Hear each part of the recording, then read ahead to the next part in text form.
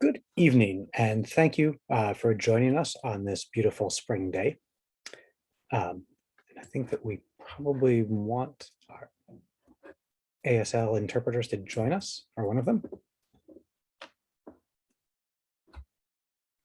Wonderful, thank you. Again, thank you, and welcome to the MHS program. For anyone who may be attending a virtual MHS program for the first time, welcome. We are an independent, nonprofit organization that hosts a wide variety of programs and maintains a research library with millions of pages of correspondence, documents, and printed materials. We host programs on many different topics. Just to give you a couple examples, tomorrow we will host a program honoring Bernard Bailyn with 4 of his former students speaking about how he influenced them. Next week, we have 2 programs. On Monday, we'll host Professor Van Guth, who will speak on his new book, The First Reconstruction, Black Politics in America from the Revolution to the Civil War. And on Wednesday, we'll host the next program in our series, Confronting Racial Injustice. This program will explore the war on drugs in Massachusetts and the racial impact of the school zone law and other mandatory minimum sentences. Thanks to the support of our members, our programs and library are open to the public for free. We hope you'll return for future events and we'll explore our collections. Of course, if you enjoy our programs, we also hope you'll consider supporting our work by becoming a member. This evening, we are joined by Professor Katie Booth. She teaches writing at the University of Pittsburgh. Her work has appeared in many magazines and online platforms.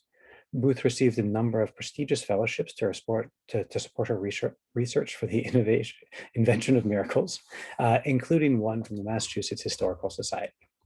She was raised in a mixed hearing and deaf family, and this evening she will discuss her book, The Invention of Miracles, which explores the complicated story of Alexander Graham Bell and his quest to end deafness. It is worth noting that this story is somewhat controversial, with a number of different interpretations. She will be joined in conversation by Professor Jaipreet Virdi. Professor Virdi is a historian of medicine, technology, and disability.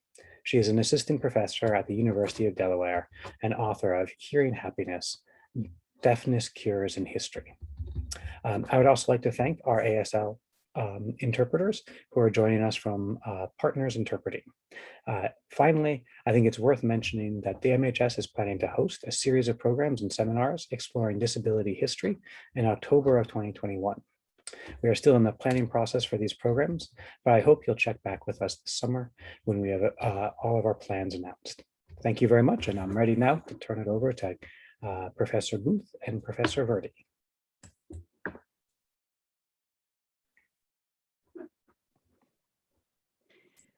Good evening. Thank you for that introduction, Gavin. I am Jaipreet Virdi. By way of audio description, I am a South Asian woman with short curly black hair, wearing a black blouse and a white pattern blazer, and I am sitting in front of a book wall. It is my absolute pleasure to be in conversation tonight with Katie Booth, whose wonderful book, The Invention of Miracles, as Gavin said, unpacks this complicated legacy surrounding Alexander Graham Bell. But I think it also opens up more interesting interpretation, but also interesting historical analysis of what it means to be deaf and what it means to be hearing, or be hearing living within the in-betweenness of deafness and hearing. Before I turn the floor over to Katie, I want to emphasize that what I really like about the book is that, Katie, you handle this complicated legacy by also introducing your own personal narrative into the story. Your family has 2 generations of hereditary deafness, and you grew up, as you tell us, between these 2 worlds of spoken English and American Sign Language, that is between hearing and deafness. But your own experiences as a hearing person who's very fluent in ASL also fits in this in-betweenness. And your experiences, as you tell us, is also one of a hearing person adjacent to deafness. So I'm very thrilled as a deaf person to be in conversation with you today. One thing that comes so clearly in the narrative I found is this power of storytelling. You've interwoven the generations of deaf stories that you found in the archive, but also that's been passed on through your own families and your own stories, and of course, the stories of Alexander Graham Bell, his family, his scientific collaborators, as well as his own students. And I believe that this is a passage you've chosen to read for us today. So I'm going to turn the floor over to you. Thank you so much, Jaipreet. I so admire your work and also the way that story comes into your historical work. So I'm really honored to be here with you tonight and honored to be at the Massachusetts Historical Society again, if only virtually. I'm going to read a little bit from the prologue of the book. And it's worth noting that it is a little bit abridged, so there's pieces missing from it, but hopefully it will read pretty smoothly. Oh, and sorry, I forgot, by way of audio description, I am a white woman with medium long brown hair and a black cardigan. Sorry, I forgot that. In the hospital bed, my grandmother faced the window, bathed in the bluish light of the rising moon. I watched her body, memorizing it. The wrinkles of her fingers, the way her jawbone tucked back into her neck, the way her tongue moved like a soft oyster in the shell of her mouth. I had known her my whole life, but I had never before seen her like this. Now it was hard to look at her. The roundness of her body, which once seemed so soft and warm, was only heavy, seemed only to pin her to the hospital bed. Her usual facial expression, eyes sharp, mouth firm, was now tired, resigned. Her head lay on the pillow, her thin gray hair, oily, was swept back from her face. Her eyes were blank and dark. She wasn't dead, not yet, but something had shifted. Normally, I saw my grandmother in her home among her deaf community, where apartments were set up with blinking lights for alarms, where telephones released little scrolls of typed English, and where furniture was arranged for open sight lines in order to use American Sign Language across rooms. She lived among the culturally deaf, defined by the use of ASL and the observation of deaf cultural norms. In those spaces, my grandmother had more access to information than I did. With friends, she communicated in quick, fluent ASL, and even when I could catch the gist of individual words, I could also tell there were layers and layers of meaning that were escaping me. In her world, she was firm, strong, steady. But here in the hospital, things were different.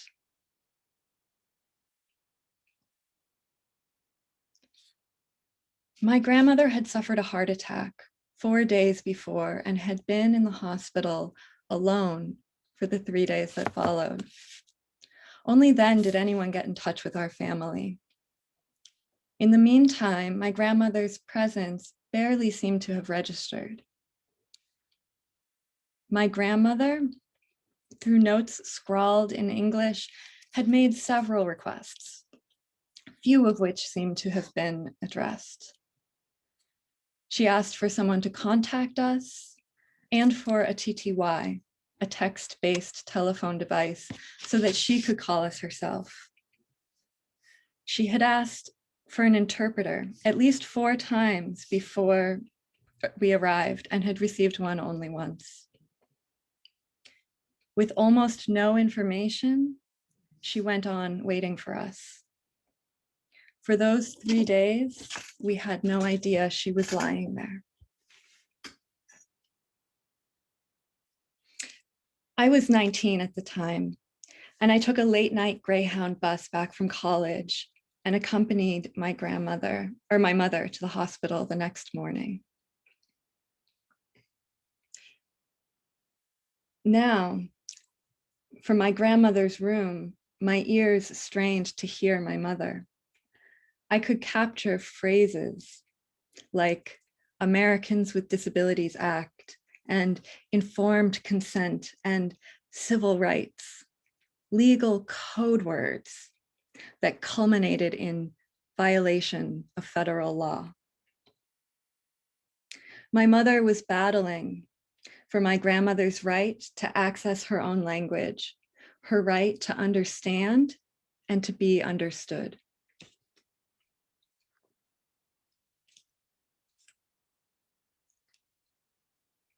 By this point, in the early 2000s, the broader deaf community had been entrenched in this fight for nearly 150 years. They'd been fighting ever since one of the foremost teachers of the deaf began to say that ASL was unnecessary, that the deaf could do without it and should be forced to, if necessary. In the hearing world, this teacher is renowned, but not for the generations-long struggle he began. He's known as a plucky inventor, a man who helped people communicate across cities, across nations, across oceans. In the deaf world, however, he's remembered with rage. He's the man who launched a war in which the deaf would have to fight for their lives. And I'll end there.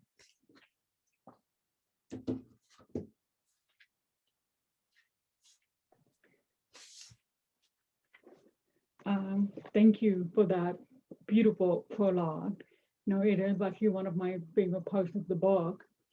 And I think there's something here about opening up with such an emotional narrative that brings us in as the reader into the story that you're telling throughout the pages.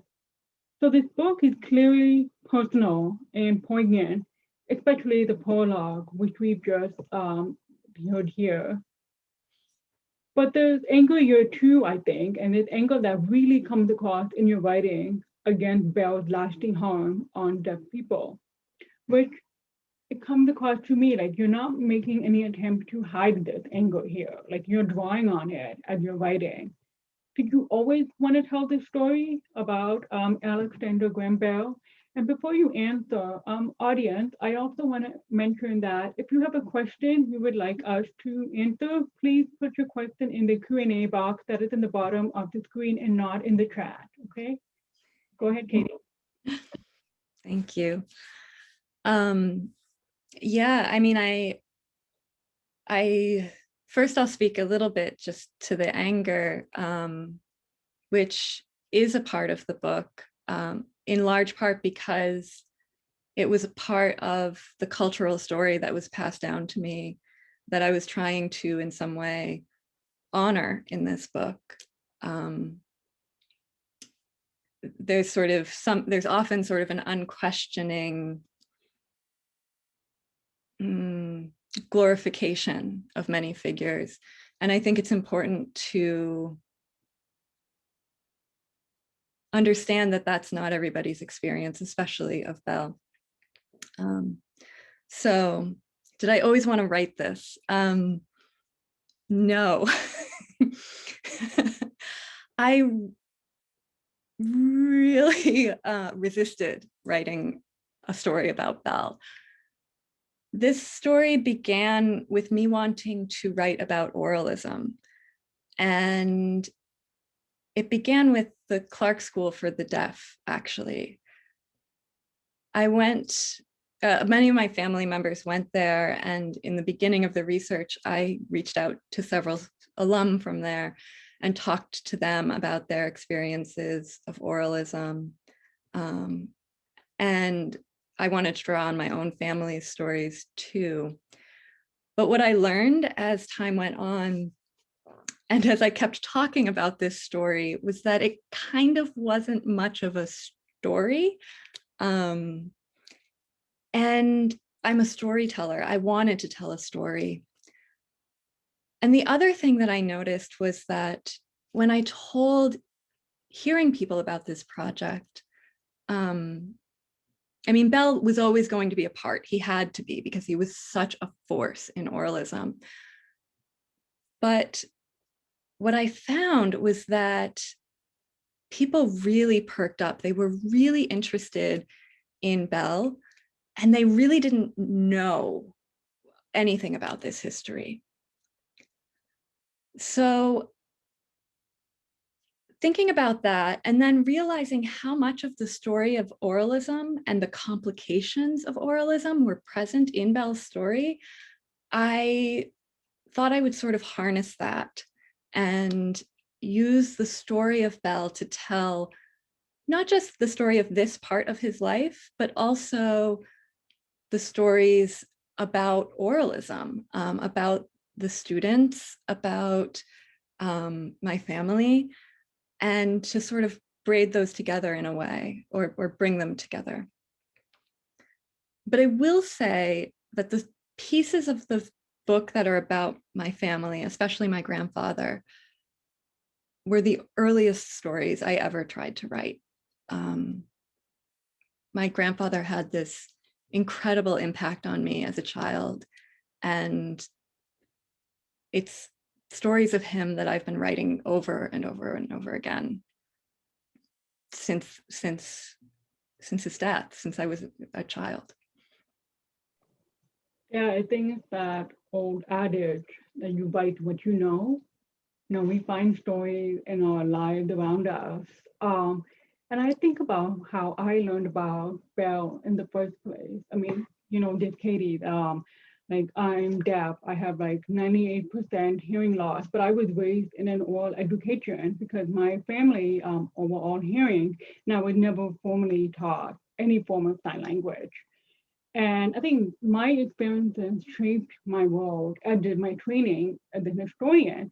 And I first encountered the story about Bell's legacy within the deaf community in grad school in a class of social sciences, where we're talking about thinking of social impact of scientific technology. And that was the very first time I encountered Bell's story, and reading about him in my own time, and way I could trace the legacy of that harm that you discussed, you know, like how deaf people responded to his writing and responded to his advocacy of oralism. And I think it goes back to what you were saying about where we find the familiar and the unfamiliar in this story. And I think sometimes this is not always what we plan to do as writers. We find like a project and we fixate ourselves on this project, and it takes us through this uncharted territory, right? So I mean, then for you at least, this has been a 15-year journey. And I think a lot of people who might be joining us tonight might be unfamiliar with just how long it takes to research and write history, especially a biography.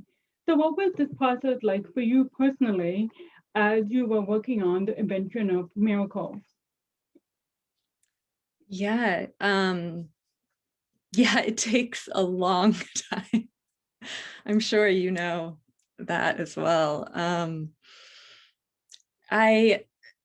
I mean, it began, like I said before, as a smaller project. If in undergrad, actually, it was a project for a class I was taking, where I started going to the Clark School for the Deaf. So it actually began with these really specific stories. But when it became bigger, I realized I had to really educate myself about a lot of things. A lot of like the broad movements of deaf history, disability history, technology history to some extent. And I read a lot of books in that period, but what I found was there wasn't, the story wasn't there. There were pieces of story. There was like an outline, but it wasn't really until I started looking at the letters, the primary sources, the diaries, photographs, or even historical deaf newspapers had tremendous detail in them. And that's where all the most exciting stuff is. And yet it is also at the same time the most sort of grueling, boring work. You have to read so many letters, so many journals, and most, I mean, anyone who has kept a journal knows that most of what goes into it is not very interesting. So it was just very, very time consuming to do that work, to find those details. And I think the other thing is that because deaf history, generally speaking, hasn't been very valued, all of those the details that were important to me hadn't been digitized as widely. They hadn't been found. They hadn't been recorded in ways that were quick. So it took a lot of time in archives, a lot of reading very boring things to find individual gems. Oh yes, absolutely. I mean, speaking as an historian, you know, I can admit that the process can be incredibly boring at times. But the thing is, like, historians also talk about finding joy in the archive. You know, like after days of doing the tedious process, going through journals or letters, you find that aha moment, or that moment where you just hold on as you're writing or as you're researching. So did you have a favorite story that you uncovered while you were researching Bell's biography? Maybe his relationship with his family? Yeah. I mean, there were a lot of stories that were fun to uncover. One of my favorite little threads. The funny thing about Bell is, though I didn't think I would like him, he has real, I mean, he's a human and had really funny, quirky, interesting things about him. And maybe my favorite fun story was that when he was in Europe with his family, his wife and his two daughters, he felt like his daughters were bored, or maybe, honestly, maybe he was bored. So he bought 2 monkeys to keep with them in the hotel. And then throughout the archive, you see these tiny little references to these monkeys. They came with them back to America. They tried to, Bell really wanted them to live in the house with them. His wife was just really not interested in that. And yet the monkeys really loved Mabel. And they would sleep on her hands, and then she couldn't do things, but she was too soft to scoot them away. So there's stories like that. But I think the story that hit me the hardest when I was literally in the archive was reading about Bell's death through Mabel's journey, or Mabel's journals, rather. She had this, I mean, it was her husband. She was very heartbroken. And the way it came out were these layers of detail. She would go over the story once, and then a little bit later it'd come out in a different way. And I'll never forget sitting in that archive, which is generally I mean, not at the Massachusetts Historical Society, but most archives are pretty sterile. And there were people all over the place, and I was just trying not to cry. I mean, you could just see this struggle emerging on the page, and it was incredibly powerful. Thank you for sharing that. I think a lot of people are unfamiliar just how much of an impact it can be for us when we're reading these documents, because there's something very tactile about holding that piece of paper, knowing it was written by the person that you're researching, and it creates this three-dimensional aspect of the story that you're trying to write. And I think when we're writing about deaf history, especially when we think about writing stories of deaf people who signed, it's so hard to find traces of their lives in the archive if there are no written records. I mean, the archive, as we know, is a process, like it's a very selective process about what is kept, what is created, what is maintained, and whose stories become valuable enough to be preserved in history. I mean, it's very intentional thing here. And even when I was writing about, deaf people who were selecting different kinds of treatment in my own book, I found it really difficult to find stories of deaf people. So you end up looking in the in-between stages, finding stories written of deaf people that are narrated by scientists, teachers, public health officials, bureaucrats, etc. But we try to be generous to these stories too, like knowing that they are written through expert eyes.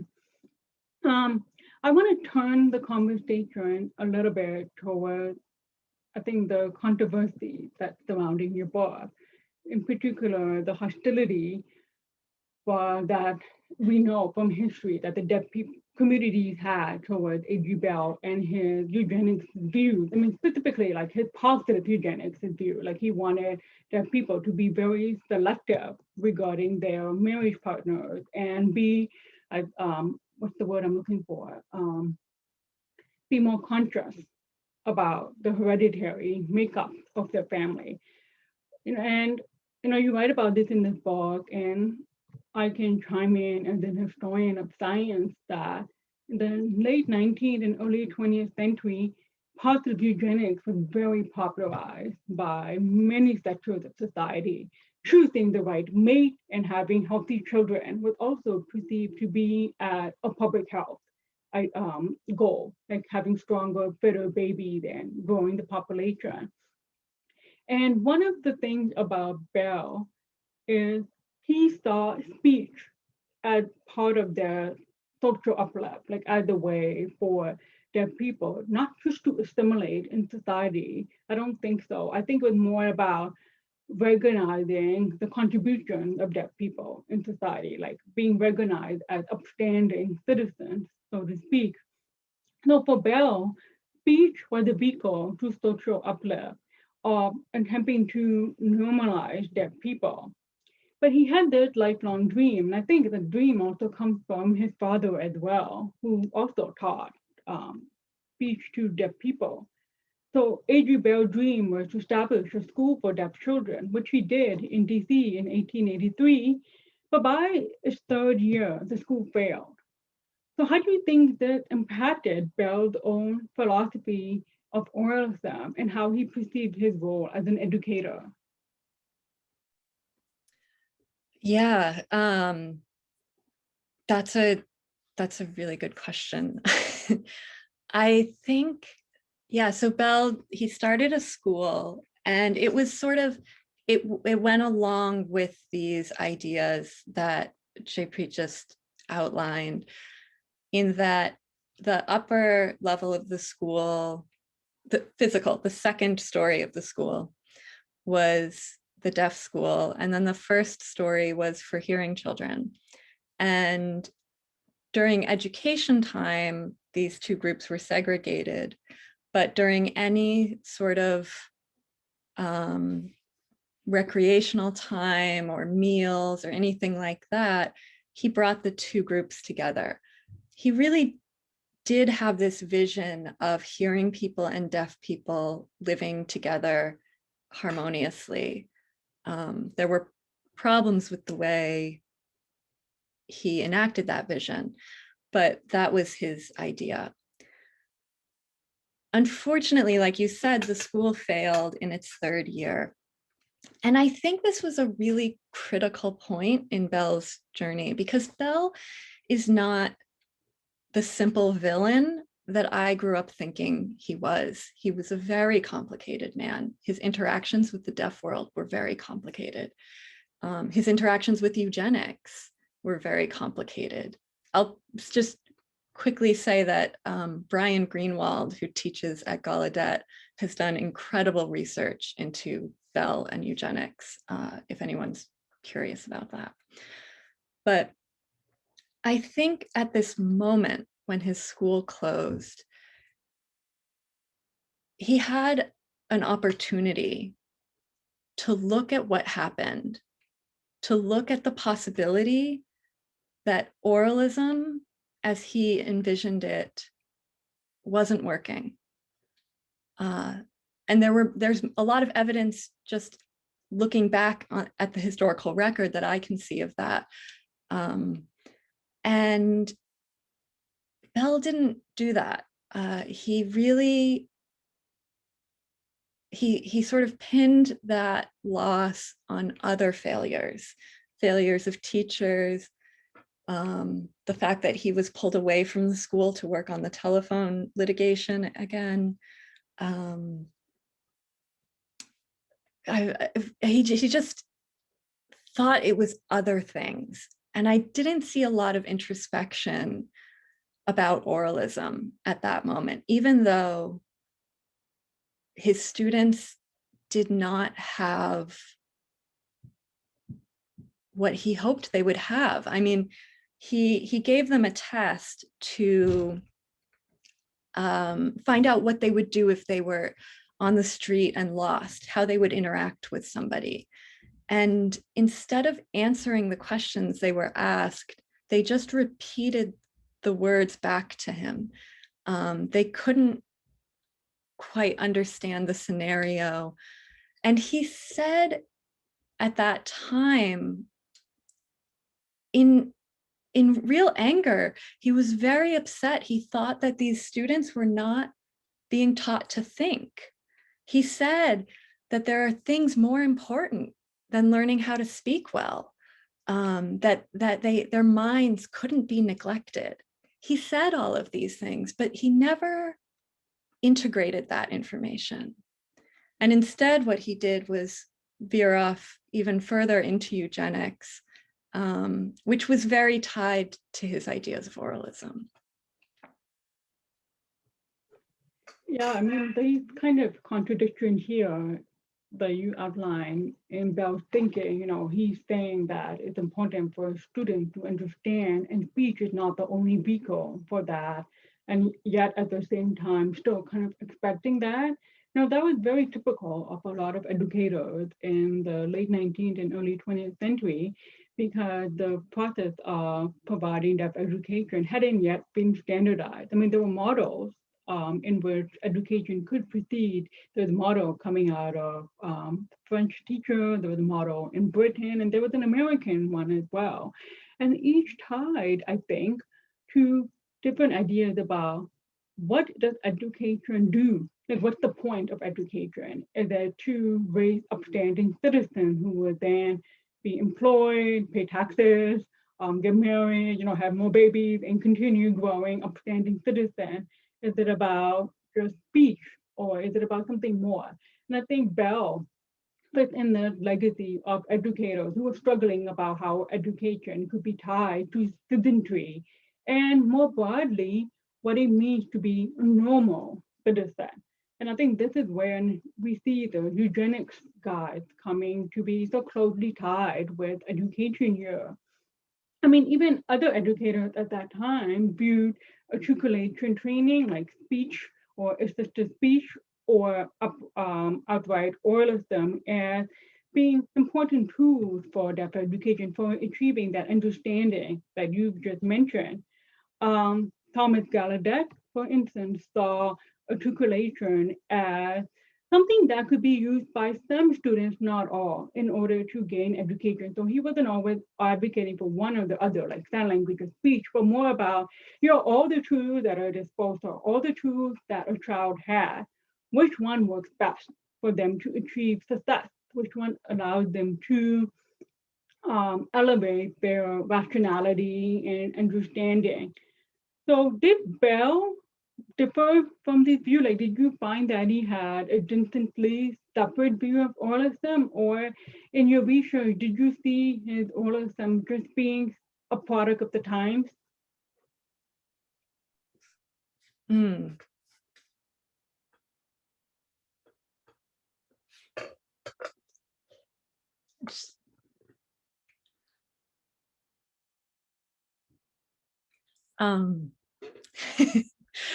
Thank you. Yeah.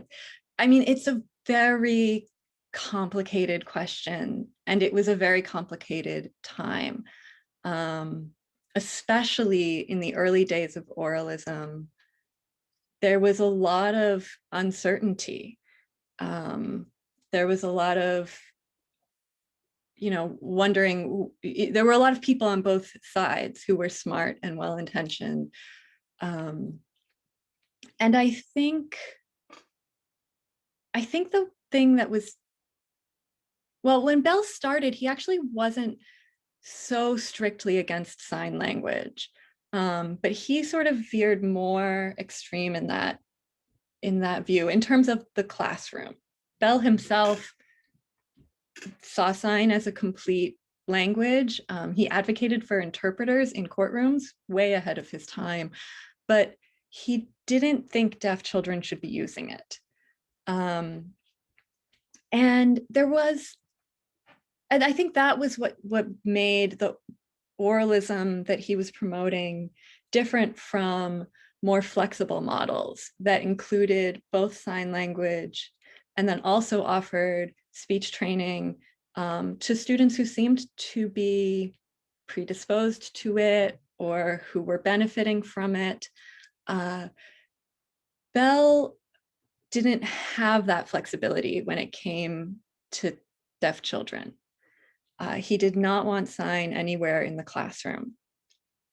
And so as for him being a product of his time, I think that Bell, of course, we're all a product of our time.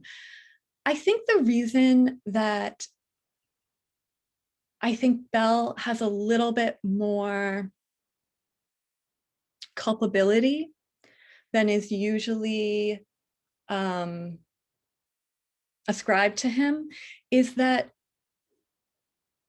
he was part of a broader conversation in which deaf leaders and deaf educators were observing the damages of oralism.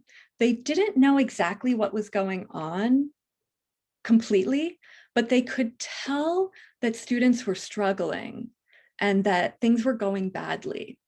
And as students were graduating through this system, many of them were also speaking to that, both on their own behalf, but then also saying what they observed of the other children they were educated with. And Bell was tapped into those conversations for a time. And I think what is tragic about Bell, and the thing that feels almost unforgivable, is that he had access to that information. He saw it in his own school, and yet he turned away.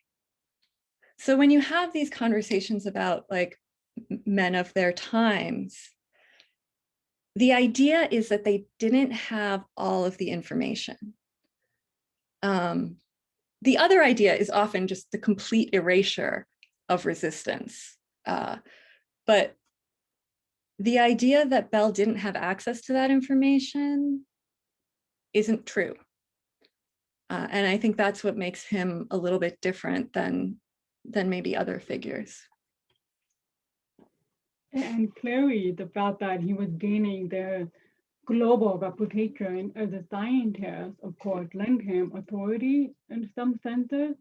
And one of the things we know so clearly about Bell, and I think most of us are taught this in grade school in the Western world, is that he's the inventor of the telephone.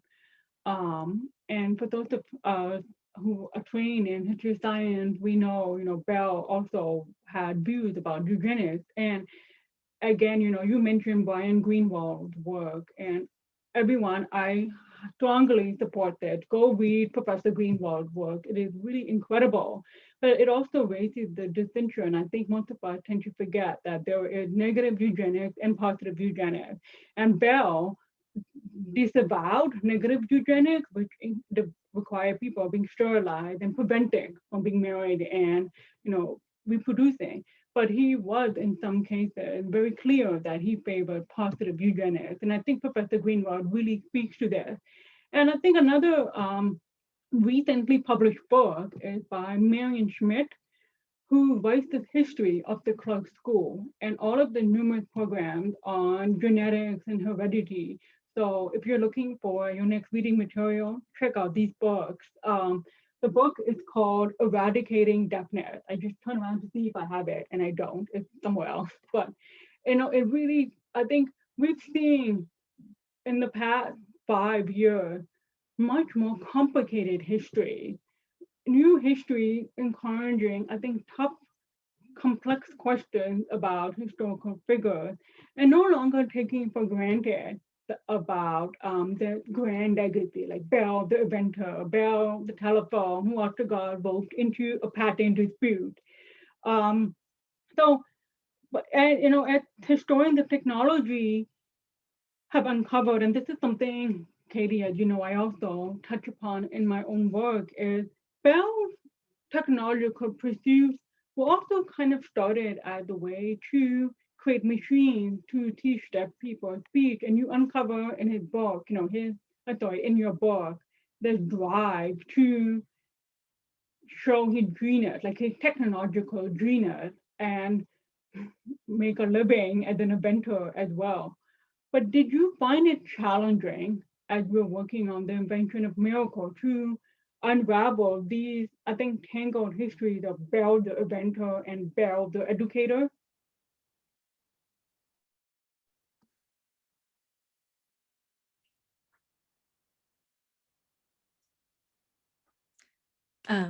Yes.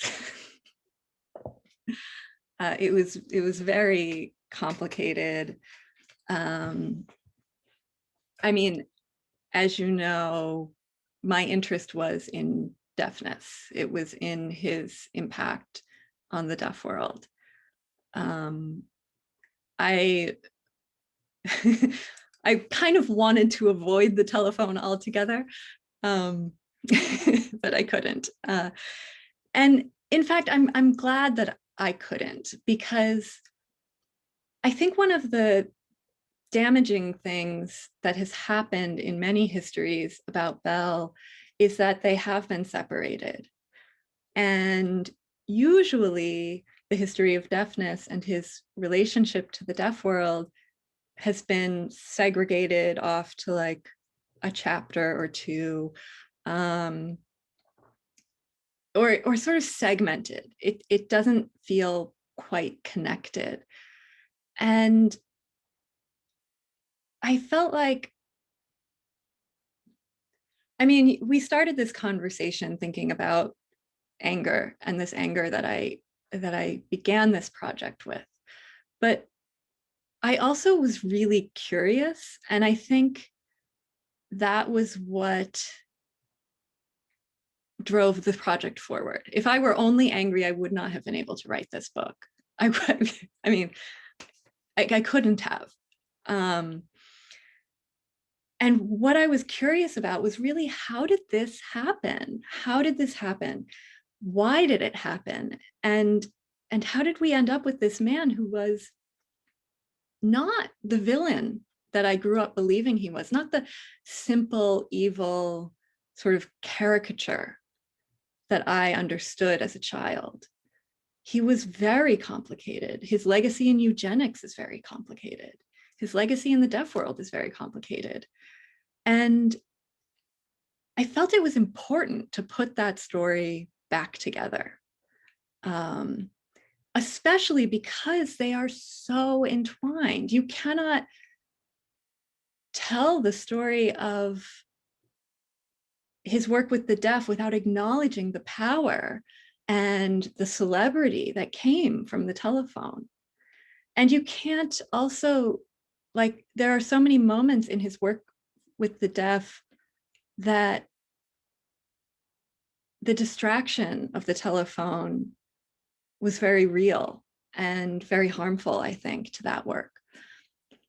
So I wanted to put that story back together. I felt it was important to put that story back together, to take, like you talked earlier about how many histories of deaf people have just been lost. Or maybe that's too passive a term. I mean, they have not been, there's been no work by many institutions to save and preserve and honor those histories. And I felt it was important to not just put Belle's story back together, but to find as many of those stories as I could. And they were very hard to find. But to try my best to pull that story in as well, and to create a narrative that would help us understand something about what really happened. Oh, absolutely. I mean, what you just said about preserving and honoring that story, no, this is something that I think all institutions have to take into account moving forward. Like, where do we find these disability stories? Where do we find, like, how do we find ways to keep these stories in our archive and our museum that both honors the stories of the community, of the people, but also, I think, gives space for different types of sources. I mean, I'm thinking, just to give you one brief example, I'm thinking about how in one of the archives, when I was working on my book, there was a folder of workman's comp information by a deaf person. And it was clear that there was a lot of communication issues because there's all these letters sent by the workman's comp to their deaf man asking him why he didn't show up for their meeting. And then in one of the papers, as I flipped over, there was all these scribbles. And I realized at that moment, this man communicates through sign language. He might not have spoken English, and he's struggling to like communicate to get his benefits. And I think this is, being deaf, I was able to see this, but it made me wonder how many people must have missed this story or don't find it as valued or see them just as scrap pieces of paper. So, there is something about being in the archives and trying to make sense of the materials that are in front of us, but also acknowledging that history is a process of interpretation. We work with our primary sources. We tell the story based on how we like cross-reference these primary sources and talk to experts and so forth. So I think, you explaining this tangled history that is quite challenging in the writing process. No, we have a lot of questions. Thank you, audience. This is great, but we don't have a lot of time. So I'm going to highlight some questions for you to answer. And the first one comes from Dean Gordon because it fits with what we just talked about. And Mr. Gordon said, this is an excellent book. In my observation, most biographers admire their subject, and some despise them. Some grow disillusioned with them as they work. For you, Katie, had seemed to start despising your subject and then grew to respect him in some degree. Was there a moment when you, like a specific moment when you remember your shift of like your perspective of Belle shifting? Wow, that's a good question. Hi, Dean. Dean was I met Dean through the Massachusetts Historical Society.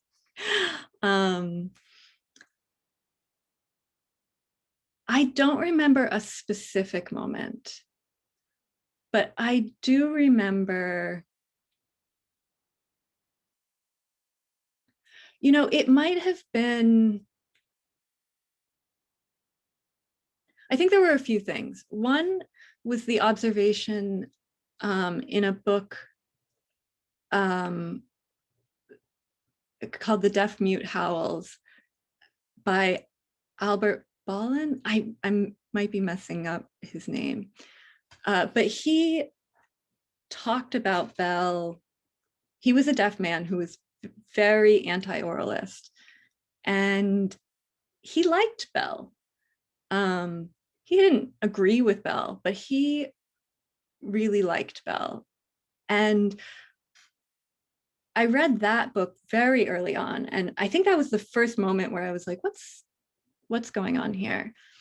That was a hint to me that there was more to this person than I understood. But I think the moment he really became human to me was when I was reading about his courtship of Mabel, who began as one of his students. Mabel herself was deaf, and he just fell madly in love with her, ended their lessons as soon as he sort of realized that, and went on this sort of tangled journey to try to win her heart. And it's not, I mean, I think he makes some maybe missteps along the way, but you couldn't read these letters and not recognize his humanity. And I think that might have been a turning point as well. Well, here's a related question. So there are several questions, I think, asking about contemporary language training and language deprivation and cochlear implants and sign language, which I don't think really fits in the historical narrative, but it could be like the extension of some of the things you're talking about. So here's a question I think that kind of brings some of these different viewpoints together. And it comes from Ted Evans, who says, hello from London. If A.G. Bell could see language deprivation still harming so many deaf people today, as well as the advancement of hearing technology, how do you think he would react or feel? Would he accept that autism isn't for everyone, or would he be hell-bent on correcting it still? I don't know. I do think he would be horrified to see language deprivation continuing. I really do. I think he would, yeah, he did care, you know, and I think that would break his heart. It broke his heart when he saw it happening in his time. But I do wonder, the thing that happened with Bell is, one of the things is he became incredibly sort of stubborn and narrow-minded about oralism. And it could be that he would continue that. But I really don't know. He was a complicated person. It would probably depend on whether or not he found his way back to deaf leadership. But then here's a related question. So, I mean, you mentioned that AGB is a complex person and not a villain, as you initially saw him. But there are still deaf people today who see him as a villain. How do you acknowledge that? Like, do you feel like that perspective still needs to be honored while also complicating AGB's biography? Yes, I think we need to honor that perspective. I don't think anybody should try to change that perspective. I would be horrified if that was something that came out of my book. Bell created generations of trauma in the deaf community. And if it brings peace to people to see him as a villain, I think great. I don't think that's hurting anybody, and it might be helping people. I don't think deaf people who feel hurt by Bell have any obligation to read my book or to reckon with Bell's humanity. I do think that hearing people should. I think that hearing people are those who are more likely to have harmful ignorance about this history that could color the way they see deafness today. Sign language continues to be suppressed. Very few deaf children have access to sign language, even though it could be tremendously helpful in ending language deprivation among deaf children. And a big reason that continues is there's a lot of hearing bias in research, because these prejudices are just the water we swim in as hearing people. They are everywhere. They are in us. We carry them. And if we don't become conscious of them, we will perpetuate them, and we will perpetuate harm.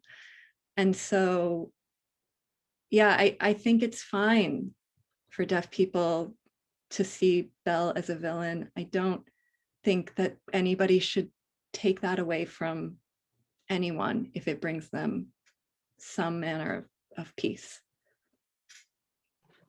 Yeah, thank you. That's a wonderful answer. And in my own research, I uncovered that even in the early 20th century, hearing parents of deaf children were still going to Bell for advice on where to find like the latest surgical cure or ear trumpet, before electric hearing aids were popularized. So it shows that his celebrity, as you describe it, had very long-lasting effects to our generation. And for some people, there was still that harm, like the power of this man who was in so many scientific boards, was influential in shaping a lot of thinking about genetics and heredity and disability. It creates the ripple effect throughout the generation. And we have time for one last question. This is more of a historical question, which is probably why I'm drawn to it. But this comes from Peter Drummy, who asks, can you say a little more about the role of the Clark School in the history of oralism? Or if you're capable, Katie, the entire history of oralism before Bell comes to the stage in very condensed manner. Oh, really quick then. Hi, Peter. Peter was also at the Historical Society when I was there. So the Clark School for the Deaf was they call it the first permanent oralist school for the deaf in America. The Lexington School was also happening right around the same time.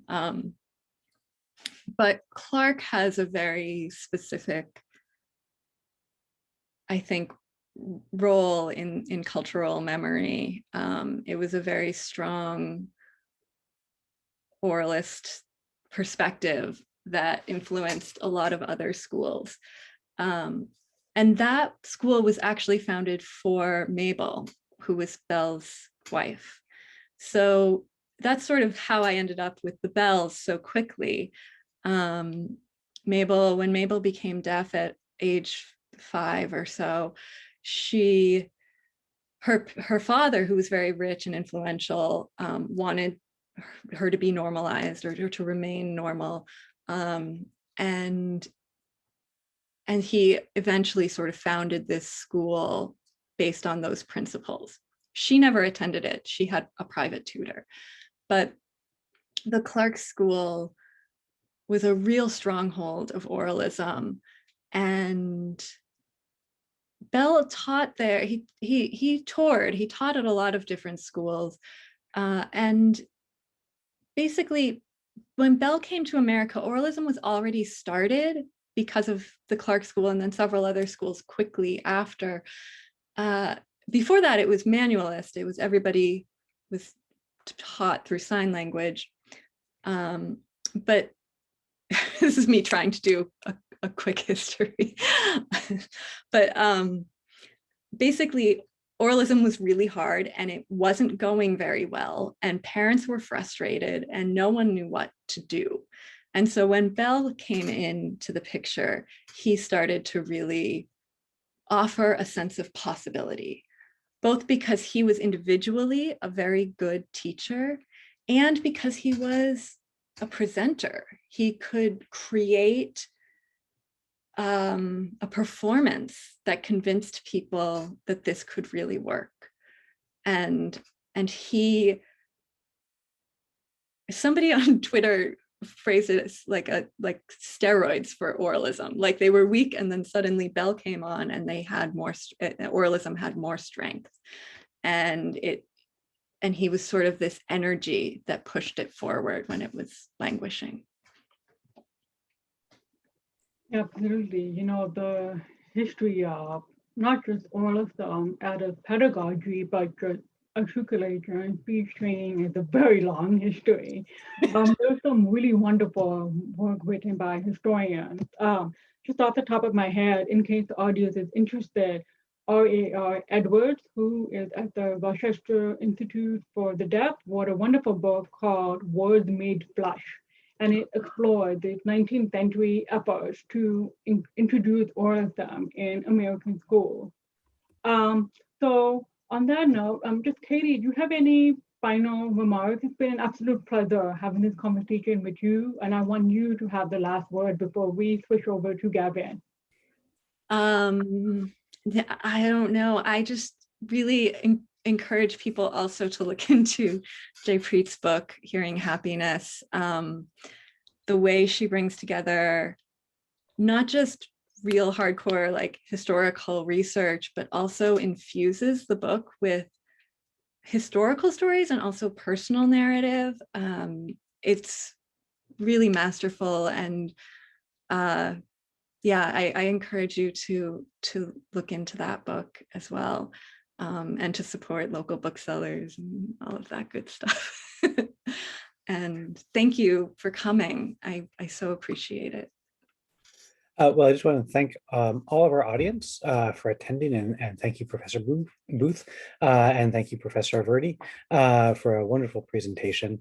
And before everyone disappears, I just wanted to let you know that this book is available, and we do always encourage people to support locally owned bookstores. And this evening, we're suggesting that you could buy this book through Women and Children's First Bookstore, and we've included the link there. So I hope that if you enjoy the discussion, you'll consider buying a copy of the book.